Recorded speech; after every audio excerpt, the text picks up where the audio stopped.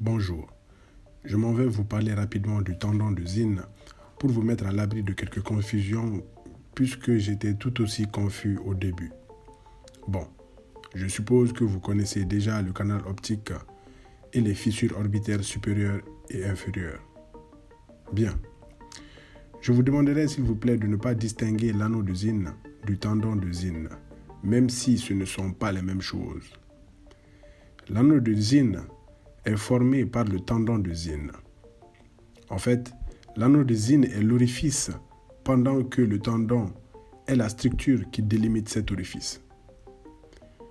Et cet anneau, comme vous pouvez le constater, est subdivisé en deux autres anneaux distincts.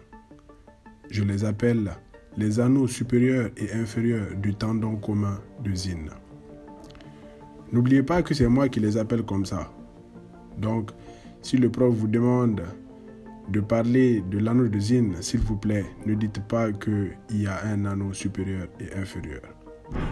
Bien. Et donc, toujours de manière subjective, le petit anneau supérieur contient le nerf optique et l'artère ophtalmique. Et le petit anneau inférieur contient le nerf 3, c'est-à-dire les rameaux supérieurs et inférieurs du nerf 3, le nerf 6, le nerf nasociliaire et la racine sympathique du ganglion ophtalmique. J'ai fait une vidéo à propos des orifices et des nerfs que je vous invite à visualiser pour mieux cerner ces éléments. Bien. Un autre point de confusion est que quand on demande à un étudiant de citer les éléments qui traversent l'anneau de Zinn, ils se mettent à citer que ceux qui sont dans la fissure orbitaire supérieure, oubliant ceux qui traversent le canal optique.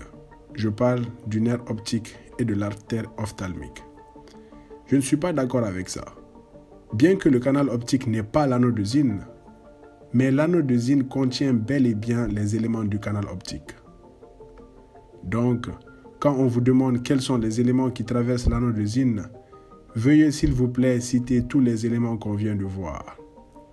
Par contre, si on vous demande quels sont les éléments qui traversent l'anneau de Zinn en spécifiant par la fissure orbitaire supérieure, en ce moment, vous pouvez juste citer tous les éléments en dehors du nerf optique et de l'artère ophtalmique.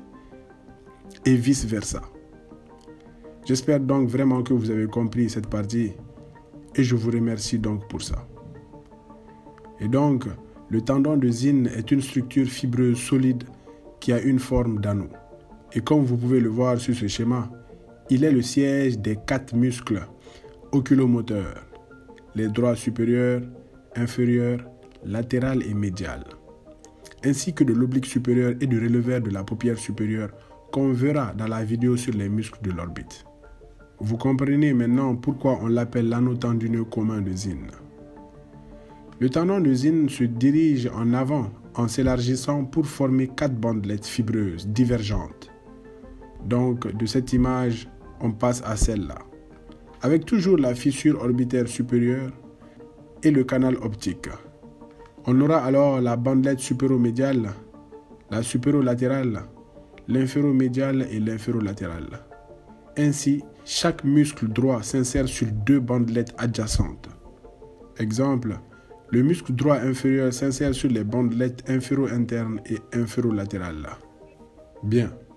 Et si je vous demandais où se trouve le canal optique, la réponse serait plus qu'évidente puisqu'elle se situe au niveau de la bandelette interne, plus spécifiquement supéro-interne. Bien. Et si je vous demandais où se trouve l'anneau de Zinn qui recouvre une partie de la fissure orbitaire supérieure, dites avec confiance qu'elle se trouve au niveau de la bandelette supéro-externe. Si vous avez compris tout ça, applaudissez-vous avec vigueur. Je vous remercie.